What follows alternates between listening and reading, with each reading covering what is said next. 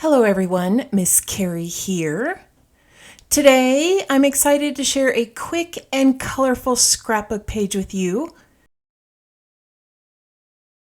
For today's project, I'm using the July HIPKIT collection. The papers are just gorgeous. Bold colors, florals, animal prints, and mixed media styles. The coordinating cardstock has bright hues that match the paper pack.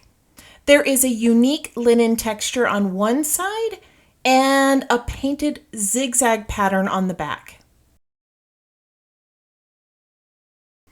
If you haven't picked up this month's embellishment kit yet, it's definitely worth it.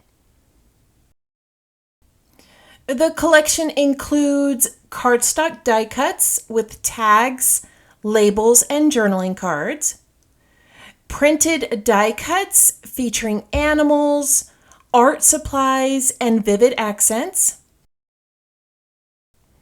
vellum letters, floral designs, chipboard pieces, puffy shapes,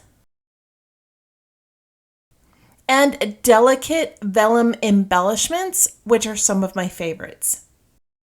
It's packed with accents that will make designing so easy. As I create today's project, I'll bring in a few additional supplies. As always, I encourage you to use what you have in your collection, but if you would like a list of the items I'm using, one has been provided for you in the description below, along with my discount code to the HIPKIT shop. For today's layout, I'm starting with an Allison Davis sketch. Her sketches are great for multiple photos with simple embellishments. Sketches provide a great starting point, so all I need to do is select some elements that fit the theme of my photos, then choose some coordinating pattern papers. For the background, I cut down a piece of coconut fizz cardstock to 11 1/4. I'm going to start with the largest chevrons in the center and adhere them in place. If you're a fan of mixed media, this page would be great for stenciling, watercolor, or ink spatter. You can add that before you adhere your chevrons. I am going to lay these just like it shows in the sketch. It's coming together rather quickly, so I'm going to finish this up, and then I'll show you how the rest of the page comes together.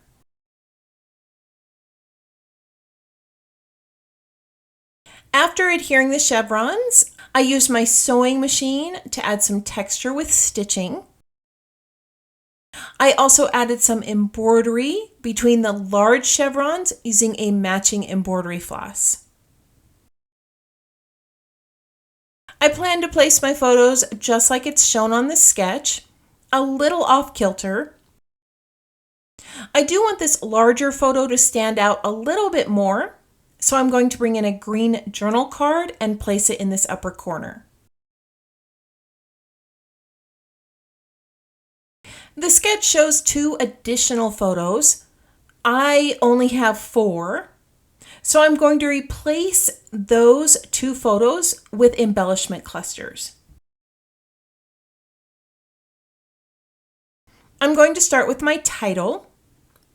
This chipboard phrase says, "Be passionate about what makes you happy," which felt perfect for these photos.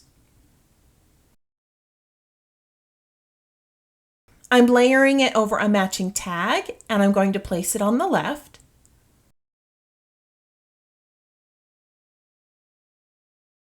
I want to continue this horizontal line across my page.